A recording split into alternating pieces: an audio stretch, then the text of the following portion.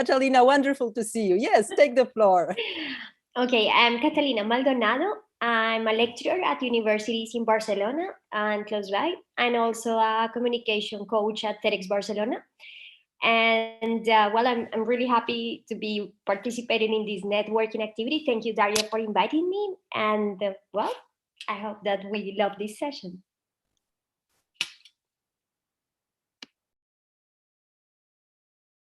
Okay, the last chance to jump in and build your network IQ skills and your network. Who goes Hi, everyone. in? Hi, Daria. This is my first time here. Hi, everyone. This is a very nice surprise. It feels dynamic, and I like this. I am a psychologist. I specialized in couples therapy, but I do this as a side project. I'm actually working in HR, employer branding, and communication. I'm a combination of HR, communication, and marketing. And I am looking forward to get to know as many people as possible. Thank you. Super. Listen, so I guess we're starting on. Let me just share my screen. And Evelina, do you want to quickly introduce yourself too? Sure, why not? Hello, everyone. I'm Evelina. I work for Daria since 3 years. I am People Success Manager. And I'm here to making sure that everything works. And if you have any questions anytime, just send me a message and I will make sure that Daria answers. And if not during the webinar, then after that. Right? Super. Thank you very much. So today it's, I believe it's our third or fourth series actually of these webinars. And we're every time we take a different skill, a different competency, and look how does this helps you build your networks. Now, so part one today, I will just briefly, for those of you who are new, present key concepts. Our key concepts are digital ecosystems, network IQ, and today especially collaboration for diversity. Then Evelina will split us in working groups, in breakout groups, and you will get 2 tasks. This is our experiment since the last time and before. You were saying that you really like about these webinars that they are very interactive. And we thought that why don't we take it one step further and create a small group that you can get to know each other better. And then we will have an open discussion about what it is a community and why community matters in the network intelligence concept. So I've been for a number of years a researcher at different universities, and basically my core interest was where innovation comes from. And innovation is important and has always been important because it's been driving progress, welfare, it's been driving solutions, but it has also been driving competitiveness and growth, which is important, especially in times of crisis. I started to work on this concept when the last crisis outbroke in 2008, and it coincided with an experiment that I was part of, actually thinking how to redesign the big picture, the system of how businesses, universities, research labs, and entrepreneurs collaborate. But what I've discovered is that in most ecosystems, and I looked in China, the US, and Europe, and actually traveled a couple of times to different European countries, but also to China and the US. And I discovered that actually there's one key element missing. There is a lack of people who are able to create interfaces. By an interface, I mean, a connector, someone who keeps 2 people, 2 teams or 2 organizations together. So I discovered that it's not enough that you have excellent people in industry who are engaged in open innovation, meaning that they're open to outsource innovation to entrepreneurial firms or to universities in their ecosystem. But then at these firms and at the universities, you need to have people who are able to be a counterpart, who are able to engage in a cross-organizational team and work together.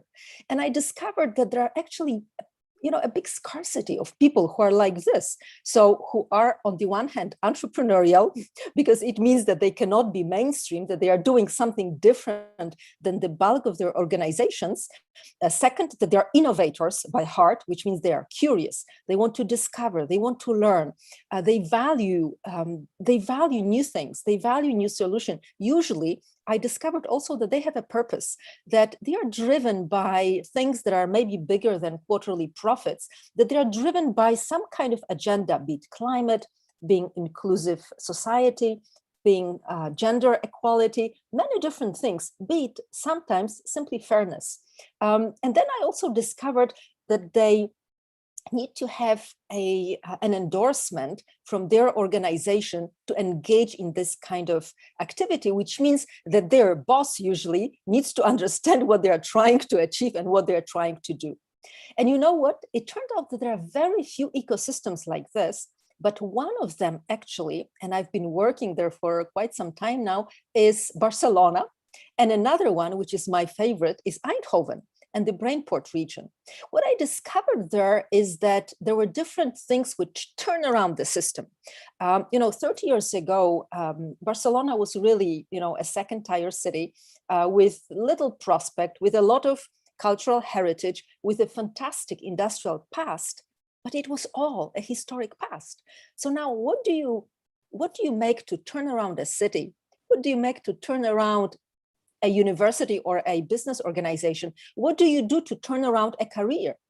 Now, you need to have an agent, someone who will push you, something that will trigger change, something that will push you or pull you. For Barcelona and people in Barcelona, this was actually Olympics, which mobilized, brought in funding to the city. And today, Barcelona is an innovation capital of Europe with a fantastic 22 innovation district and a very vibrant entrepreneurial ecosystem. In Eindhoven, the story was different. It was actually the collapse, or close to collapse, the deep crisis of the biggest employer in Eindhoven, a Philips company. One of you mentioned that you're an old Philips person. I believe that in Eindhoven, everyone has a Philips DNA one way or another, or is a husband or a wife of someone who has a Philips DNA. But actually opening up this company, opening up its innovation system and embracing the open innovation model was something that enabled this company to draw on the creativity, to draw on the power, on the resources available in the networks. So all I knew from my research and travels, from studying different types of organization, is that unless you have these type of people, magic will not happen. You can bring in investment, you can bring in many things, but you need to have people who will actually be able to work in what was a digital ecosystem. Because when you look at the concept of an ecosystem in a biological sense, there is a lot of synergy between different species living in an environment. And evolution takes hundreds, thousands, millions of years to slowly change the ecosystem and adapt different species, how they work in some kind of stability. Now, human ecosystems are a bit different. Human ecosystems is driven by our creative capacity to develop new tools, new methodologies, and new cultures, which I believe is most important. And one of this most recent culture, which caused so much disruption, is the digital culture. And whether you like it or not, we are all part, and COVID just pushed everyone to be much more emerged and embedded and driven by and stimulated by and limited by the digital ecosystem.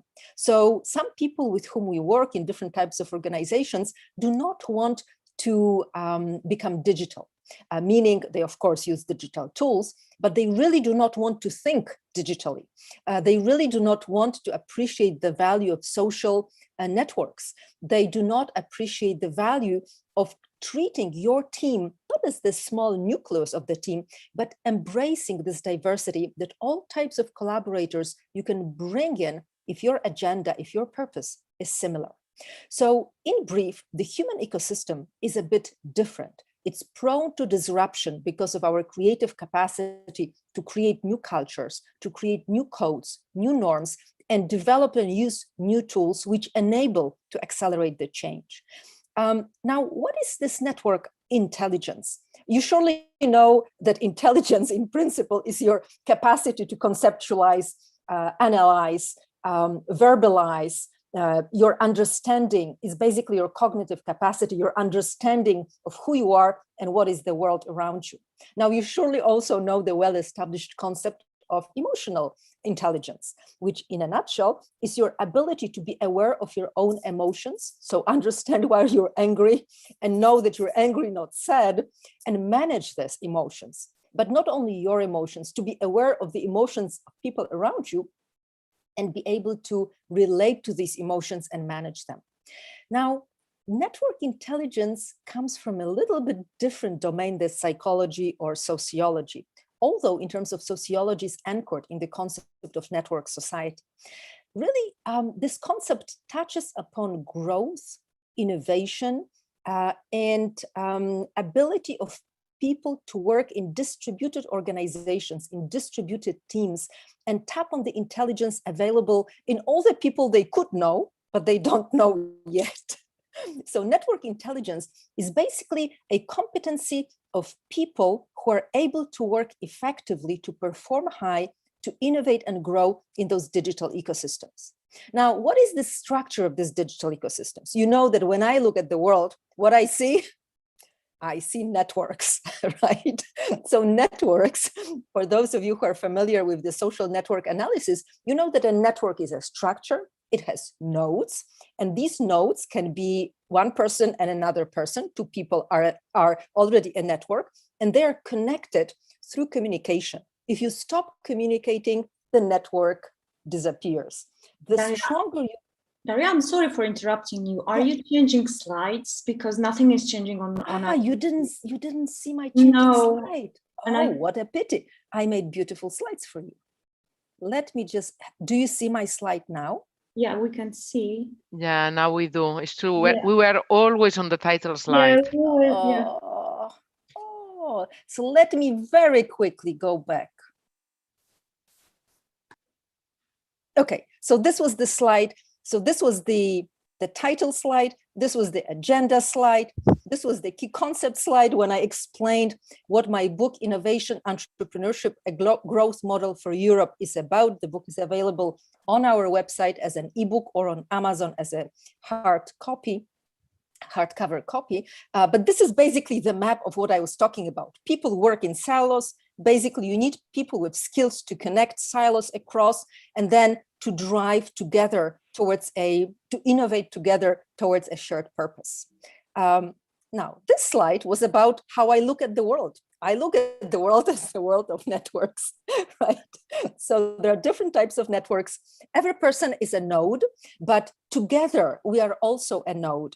And the stronger we communicate, the more connected we become. And there are advantages of being very connected, but there are also disadvantages. If we're too connected and we don't really have too much connection with the outside world, it's very difficult to be innovative. It's very difficult to be creative because there is basically, we share all the information, we share all the knowledge, and we're limited from this inflow of creativity of people from diverse backgrounds, diverse environments. So today we really will be focusing on how to expand our networks to reach out to people who are not like us, right? To get to know people who are not like us.